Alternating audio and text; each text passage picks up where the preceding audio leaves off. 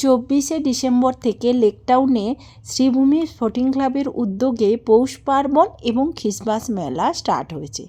চলবে 1 জানুয়ারি পর্যন্ত, মানে কালকে লাস্ট দিন। আমরা আজকে গিয়েছিলাম মেলাতে 31 ডিসেম্বরে। মেলার পরিবেশটা খুব সুন্দরভাবে আলোকসজ্জায় সজ্জিত করা হয়েছে। মেলায় কিন্তু অনেক ধরনের স্টল বসেছে, বিশেষ করে খাওয়ার দাওয়ারের স্টলটা বেশি। জানি না আজকে 31 ডিসেম্বর বলে এত ভিড়, না এভরিডে এমন ভিড় হচ্ছে। বিশেষ করে খাওয়ার দোকানগুলো ঢোকার মতো জায়গা থাকছে না, এতটাই ভিড়।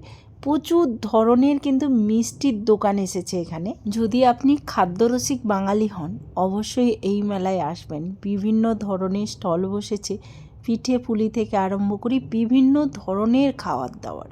বিভিন্ন ধরনের টুকিটাকি খাবারের স্বাদ নিতে হলে অবশ্যই এই মেলায় চলে আসবেন। আমরা কিন্তু 2-3 ধরনের মিষ্টি ট্রাই করে নিয়েছিলাম, বেশ দারুণ টেস্টি খেতে ছিল এখানকার মিষ্টিগুলো। এবং পিঠে পুলির দোকান তো এসেছেই।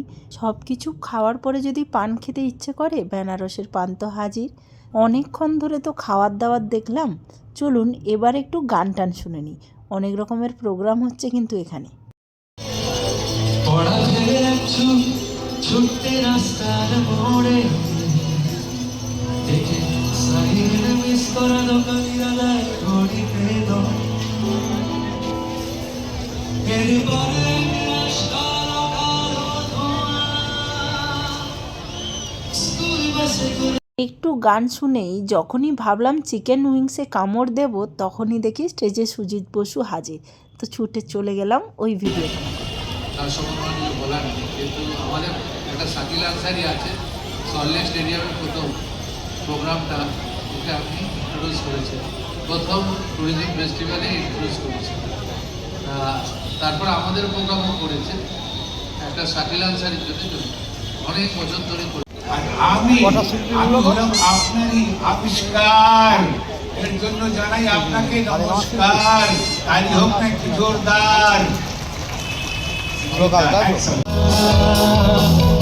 যদি বেঁচে দিতে পারে শিকড়ে বাঁধা দিশে, তোমার ওই চোখের নারিশে বেঁচে থাক রাত গভীরে ঘুটে নিয়ে বেঁচে থাক। ভোজন রসিক বাঙালিরা অবশ্যই এই মেলাটা একবার হলেও ঘুরে যাবেন। হাতে যদিও মাত্র আর একটা দিন সময় আছে, টাইম করে একবার ঘুরে যেতে পারেন। বেশ সুন্দর সুন্দর খাবার পাওয়া যাচ্ছে এখানে।